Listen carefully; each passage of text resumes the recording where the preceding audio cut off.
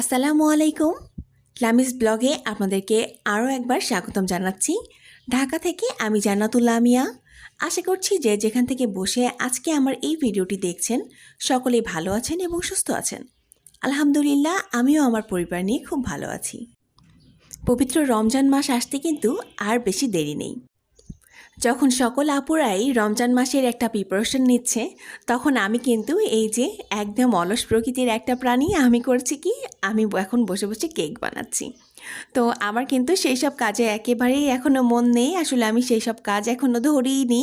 আমার বাসা টাসা ক্লিন করতে হবে, পুরো বাসাটা ডিপ ক্লিন করা দরকার। তো সেসব কাজে কোনো এখনও হাতই দিইনি। তো ভাবছি যে কবে করব। তো এদিকে করতে ইচ্ছে করছে, কিন্তু কাজে একেবারেই মন বসছে না। তো কি করব, এখন সব কিছু একদম পেছনে ফেলে রেখে আরহামের জন্য কেক বানাতে বসে পড়েছি। তো আরহাম কিন্তু বেশ কটা দিন ধরে আমাকে বলছিল যে আরও একটা কেক খাবে। তো সেদিন তো একটা বানিয়ে দিয়েছিলাম, তো পরে আমাকে আবার ধরেছে না, সে আরও কেক খাবে। তো আমি অবশ্য ওকে একটু বলছিলাম যে আজকে করে দেবো, কালকে করে দেবো, তো এমন করে করে আসলে করাই হচ্ছিল না। তো আজকে ভাবলাম যে না, আজকে সন্ধ্যার নাস্তাতে তাকে এটা দিতেই হবে, না হলে কিন্তু আমার উপরে সে ভীষণ রেগে যাচ্ছিল। তো এই জন্য ভাবলাম যে আজকেও একটা চকলেট কেক বানিয়ে নেই। আর গত ভিডিওতে যে চকলেট কেকটা দেখিয়েছিলাম, তো ওটাতে তো আসলে রেসিপি আকারে বা কিভাবে বানিয়েছি সেগুলি আসলে কিছুই দেখানো হয়নি। তো ভাবলাম যে আজকে একটু শ্যুট করে নেওয়া যাক। তবে এটা করতে গিয়ে কিন্তু আমার অনেকটা দেরি হয়ে গিয়েছে। তো এই যে চুলাতেই কিন্তু বসিয়ে দিয়েছি, আর মাশাআল্লাহ অনেক সুন্দর হয়েছিল কেকটি। তো এই যে দেখুন, এত বকবক করছি, কিন্তু আপনাদের কাছে কিন্তু একটা কথা বলতে ভুলেই গিয়েছি। প্রতিটি ভিডিওর শুরুতেই আমি আমার আপু ভাইয়া এবং আন্টিদের কাছে যে রিকোয়েস্টটি করে নেই, তো আজও তার ব্যতিক্রম নয়, আজকেও সেই একই রিকোয়েস্ট করে নিচ্ছি। আমার এই ভিডিওটি যদি কোনো একটি অংশ আপনাদের কাছে ভালো লেগে যায়, তাহলে একটি লাইক দিতে কিন্তু ভুলবেন না। একটি লাইক আপনাদের কাছে একদমই মূল্যহীন হতে পারে, কিন্তু আমার কাছে যে কতটা মূল্যবান একটি লাইক, সেটি কিন্তু আপনারা তা বুঝতে পারলে অবশ্যই একটি লাইক দিয়ে দিতেন। তাই ভিডিওটি যদি কোনো একটি অংশ ভালো লেগে যায়, তাহলে প্লিজ একটি লাইক দিয়ে ভিডিওটি কন্টিনিউ করবেন। আর যদি খুব বেশি ভালো লেগে যায়, তাহলে চাইলেই কিন্তু আমার চ্যানেলটি সাবস্ক্রাইব করে আমার পাশে থাকতে পারেন। আর যদি সাবস্ক্রাইবটি করে নেন, তাহলে প্লিজ পাশে থাকা বেল আইকনটি কিন্তু ক্লিক করে রাখবেন। এতে করে আমি যখনই ভিডিওগুলি আপলোড করব, তখনই নোটিফিকেশন আপনার কাছে পৌঁছে যাবে এবং আপনি আপনার সময় মতো দেখে নিতে পারবেন। তো এই যে আপনাদের সাথে কথা বলতে বলতে কিন্তু কেকটা একেবারে সুন্দর করে হয়ে গিয়েছে। তো দেখুন কতটা সুন্দর স্পঞ্জ কেক হয়ে গিয়েছে। কেকটি কিন্তু আমি খুব বেশিক্ষণ রান্না করিনি, মানে আমি চুলাতে দেওয়ার পর পুরোপুরি 20 মিনিট পরে আমি কিন্তু নামিয়ে নিয়েছিলাম, যেহেতু কেকটা একেবারে ছোট, মানে আমি 2টা ডিমের কেক বানিয়েছিলাম, তো এই কারণে খুব বেশি একটা সময় লাগে না। আর স্পঞ্জ কেকের ক্ষেত্রে খুব বেশি একটা যে সময় লাগে তেমনটা না। তো এই যে আমি কিন্তু একদম গরম গরমই নামিয়ে নিয়েছি, আর 2টা লেয়ার করে নিয়েছি, যা মানে আরহামের আবার হয় কি যে ও চকলেট কেকটা খুবই পছন্দ করে। তো এই জন্য মাঝখান থেকে একটু চকলেটের একটা লেয়ার দেওয়ার জন্য মাঝখান থেকে কেটে নিয়েছি। আর এই তো লিকুইড করে নিয়েছি চকলেটটি, আর এইভাবে করে নিচ্ছিলাম। আর আরহাম কিন্তু আমার পাশেই বসেছিল, তো সে কিন্তু খুবই অস্থির হয়ে গিয়েছে, এখনই তাড়াতাড়ি করো তাড়াতাড়ি করো, সে খাওয়ার জন্য পাগল হয়ে গিয়েছে। তো আমি এখানে কিছু চকলেট একটু কুচি কুচি করে কেটে নিয়েছিলাম, যেন এগুলি একটু দাঁতের নিচে পড়লে তখন কিন্তু খুবই মজা লাগে খেতে। তো এরকম মাঝখানেও একটু দিয়ে দিলাম, আর এরপরে আমি যেই আরেকটা লেয়ার করে রেখেছিলাম সেই লেয়ারটি উপরে দিয়ে দেব।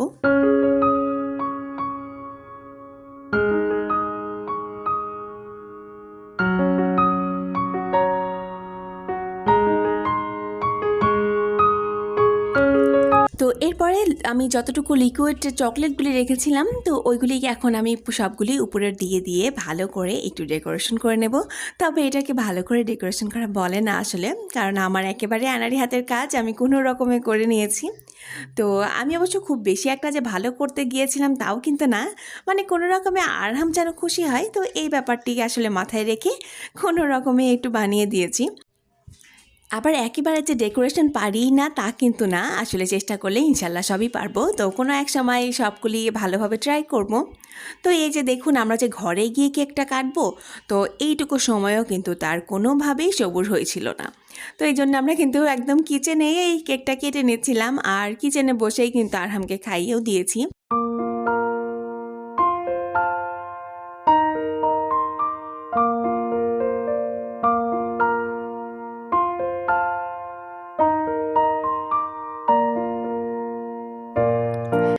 রান্না কারোর ভালো লাগুক বা না লাগুক, আমার ছেলের কিন্তু আমার রান্না সব সময় পছন্দ।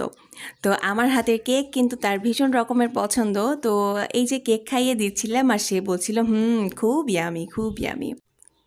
এইসব কেক টেকগুলি কিন্তু বাইরে থেকে নিয়ে এসে খাইয়ে দিলেই কিন্তু হয়, কিন্তু আসলে কি আরহামের জন্য ওই যে বাহির থেকে কেক টেক নিয়ে এসে খাওয়ানো, এটা কেন যেন আর সাহসী হয় না।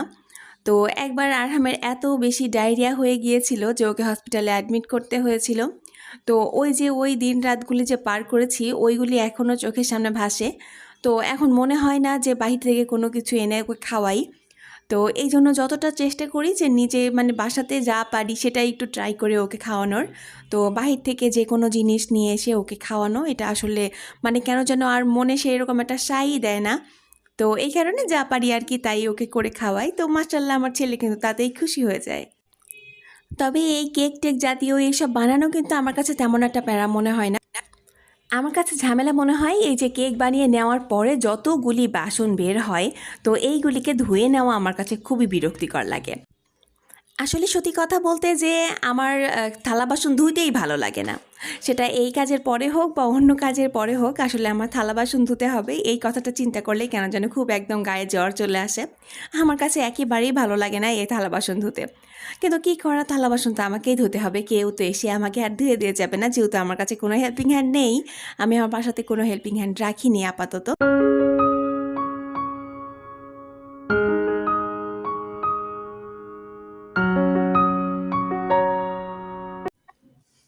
আজকের ভিডিওতে থাম্বনেইল এবং টাইটেল দেখেই কিন্তু অনেকেই ধারণা করে নিয়েছেন যে আজকে আমরা জাহাঙ্গীরনগর ইউনিভার্সিটিতে যাব। তো আমার ননদের ওখানে আজকে পরীক্ষা আছে, তো ওর পরীক্ষার জন্যই আসলে যাওয়াটা হবে।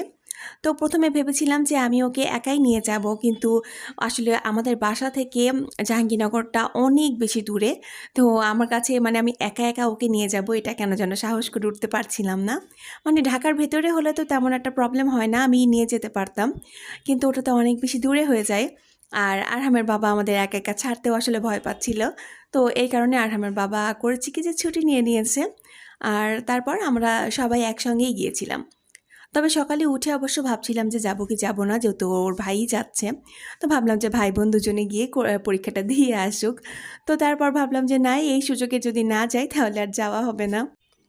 তো এই কারণে একেবারে ঝটপট করে সকল কাজ করে নিয়ে তারপর কিন্তু রেডি হয়ে আমরা বের হয়ে পড়েছিলাম। তো আরহামের খাবারটি এখন রেডি করে নিচ্ছি। যদিও বা আরহাম কিন্তু তেমন কিছুই খেয়েছিল না, আমাকে একদম মানে শুধু শুধু আমি এগুলি করেছিলাম। তো দেখা যাচ্ছে অল্প একটু খেয়ে কিন্তু আর কিছুই খাইনি, যেহেতু অনেকটা সকালে আমাদের বের হতে হয়েছিল। তবে রাস্তাতে এত জ্যাম ছিল যে আমরা খুবই ভয় পেয়ে গিয়েছিলাম যে আমরা কি পরীক্ষাটা ধরতে পারবো কি না। তো তবে আল্লাহর রহমতে আমরা তাড়াতাড়ি পৌঁছে গিয়েছিলাম। তো এই তো এখন আরহামের জন্য কিন্তু খাবারগুলি রেডি করে নিচ্ছিলাম, আর ওকে আমি সকালবেলাতে একটু ট্রাই করি যে হচ্ছে মানে অল্প করে হলেও একটু দুধটা খাওয়ানোর জন্য। এই যে দেখতে পাচ্ছেন একেবারে হাফ মগ দিয়েছি, কারণ ও দেখা যাচ্ছে খুব বেশি একটা খাবে না, তো এইটুকু খুবই জোর টোর করে খাইয়ে দিয়েছিলাম। আর যেহেতু কলাটা খুবই পছন্দ করে, অল্প একটু কলা খেয়েছিল। আর তাছাড়া কোনো কিছুই আর তেমন করে টাচও করেনি, সবগুলো ওরকমই ছিল।